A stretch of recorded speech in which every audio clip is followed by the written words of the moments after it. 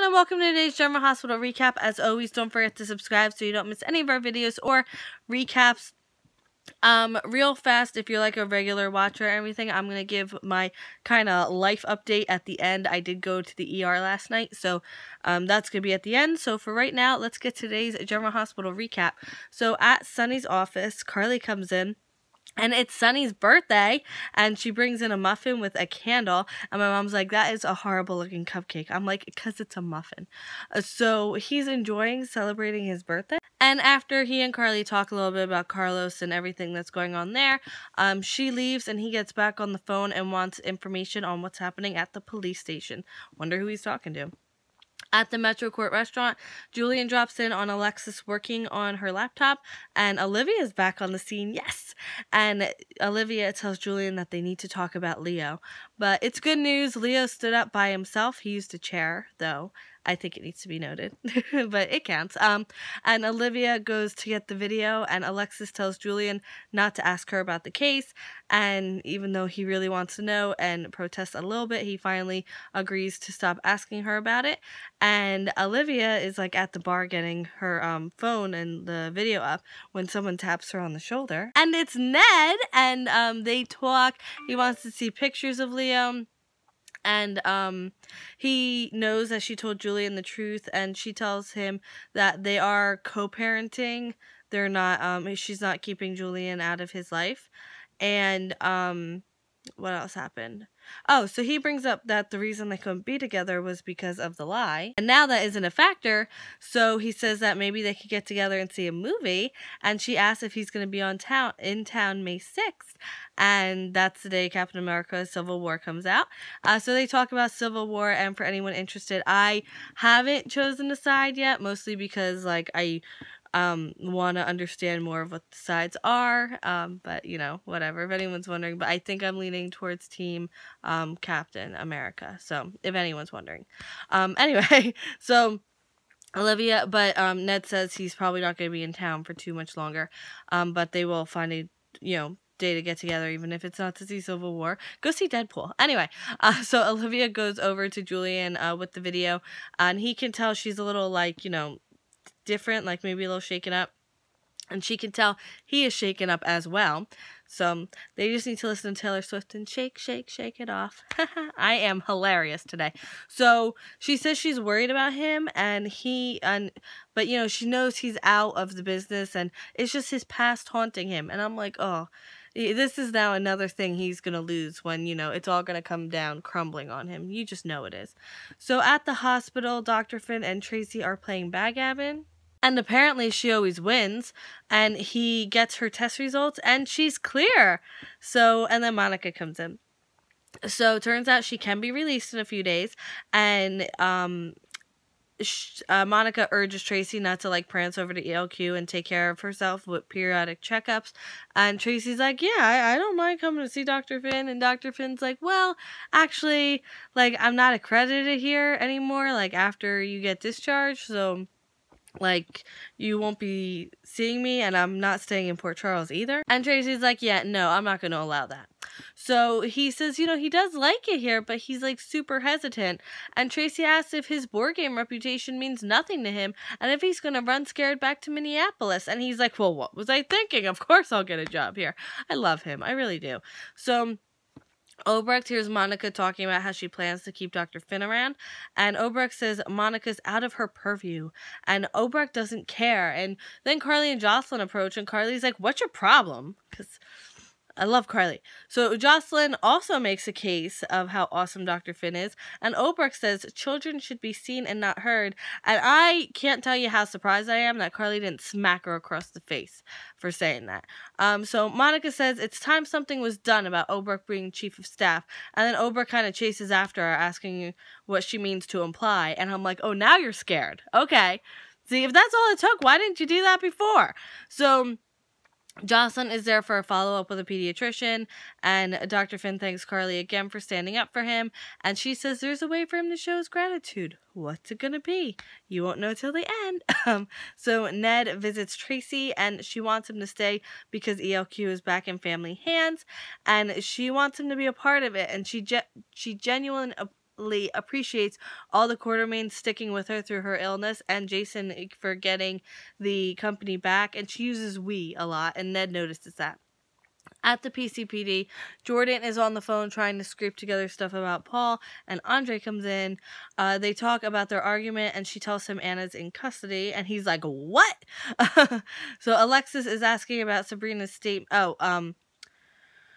Okay, so now in, like, the commissioner's office, Alexis is asking about Sabrina's statement, and, you know, she wants to see Sabrina, and then Alexis tries to, like, poke holes wherever she can, which I know is her job, so I'm not, you know, being critical about that. So Alexis says she's filing a motion to dismiss, and after she leaves Jordan's office, Sonny approaches Alexis, and he's like, I know exactly what you're doing. In the holding cells, Paul visits Anna, and she's waiting for her bail hearing, and he's like, yeah, no, you're not getting out on bail. So he's like, you know, you're a risk to yourself and others, and if you are, then I don't have to set a bail hearing for you. You know, forfeit that right. And she's like, no, that's ridiculous. But he says he's asked an expert to evaluate her, and who could that expert be? Oh, it's her friend, Andre. So, you know, nice one, Paul. Free Anna, Andre. Free her. So, Andre tells Paul that he needs to speak with Anna alone, and he says he tells Anna that he'll tell the DA's office he can't be the one to evaluate her, and I'm like, no! Like, you have to be the one to evaluate her, because who knows, maybe she won't get passed by, like, another person. So she tells him that she confessed to killing Carlos, and then, he's like, and then how she also implicated Paul, and he's like, well, if you did that, how's Paul, like, running around? And she's like, well, because Lomax got involved. So, now Paul's alleging she's mentally unhinged and a flight risk, and he says, you know, the more she escalates against Paul, the more he's gonna go against her. So she says that's why she needs to be out of the cell, and she also says she needs to make a case against Carlos. So he is genuinely concerned about her, and he thinks maybe she's exactly where she belongs. And I'm sitting here like, no, you can't do that. Please don't do that.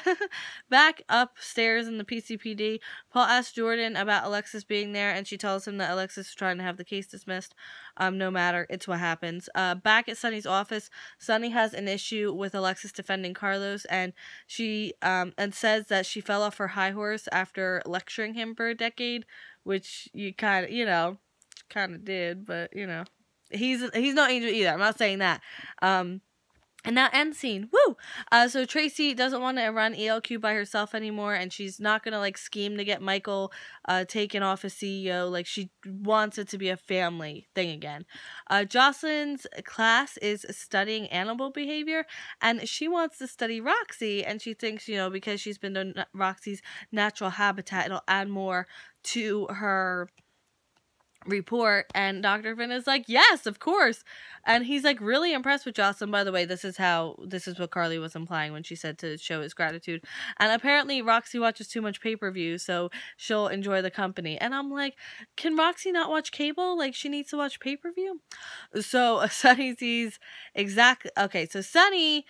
exactly why Alexis is representing Carlos, even though Alexis obviously isn't going to, like, admit to it because, well, first of all, because she can't, attorney-client privilege. But he asks her where her ethics are, and she says the same place they were when she defended him.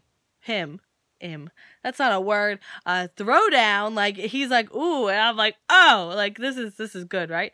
So he thinks this is going to come back to bite her, and he says, you know, for real, like, everything aside, he wants her to be careful because he doesn't want their daughter to lose her mother because she's putting herself in the line of fire, which she kind of is, because she doesn't, you know, this really isn't fair to Alexis because she's here thinking that she's defending Carlos and protecting someone that's no longer in the organization when, in fact, Julian has now regained, you know, his status in the organization, so she really is more in the line of fire than she realizes.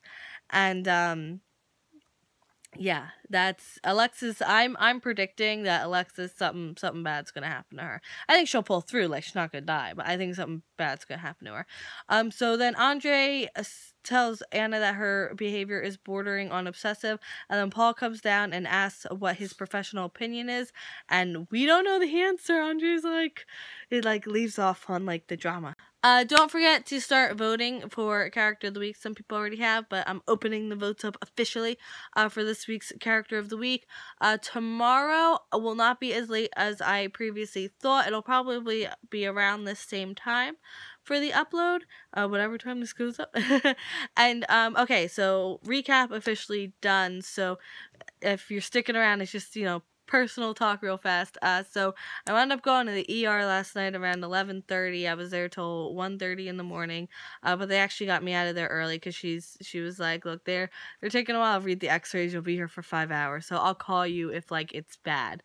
So put me on they think it's acute bronchitis. So they put me on a cough suppressant, Z-Pack, Claritin, just in case like allergies are contributing, even though like I don't have official allergies yet. I might have like a little thing, but who knows. And they think they're seeing what might have been the beginning of pneumonia, so they're like, getting me on something. So if it is, which we haven't gotten the call, so I'm assuming it's not, but